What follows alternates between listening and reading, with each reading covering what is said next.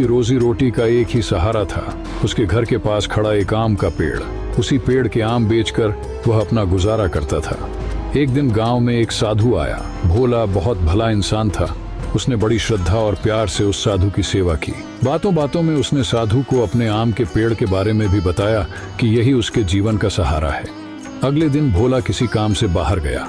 तभी साधु ने कुल्हाड़ी उठाई और उस आम के पेड़ को काट दिया और फिर चुपचाप वहां से चला गया।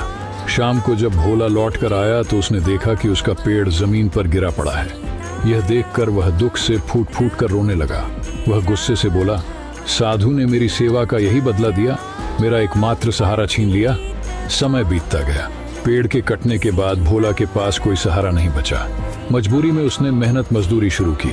धीरे धीरे उसकी मेहनत रंग लाई और कुछ सालों में वह एक बड़ा व्यापारी बन गया। उसका कच्चा घर भी अब एक सुंदर पक्का मकान बन गया। कई साल बाद वही साधु फिर से उस रास्ते से गुजरा। भोला ने उसे देखा, पहचान लिया और गुस्से में बोला, तुमने मेरे साथ अन्याय किया था, मेरा पेड़ काटकर मुझे दुख दिया था। साधु मुस्कुराया और बोला, ऐ भोला, मैंने तेरे साथ बुरा नहीं भला किया था। अगर मैं वह पेड़ ना काटता तो आज भी तू उसी पेड़ के सहारे बैठा रहता। पेड़ के खत्म होने के बाद ही तूने नए रास्ते खोजे और आज बड़ा व्यापारी बन गया। साधु की बात सुनकर भोला को सच समझ आ गया। उसकी आंखों में कृतज्ञता के आंसू भर आए।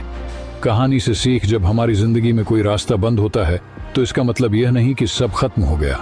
अक्सर बंद दरवाजा एक नई शुरुआत का संकेत होता है। कभी कभी जो हमें नुकसान लगता है वही हमें आगे बढ़ाने की सबसे बड़ी वजह बन जाता है।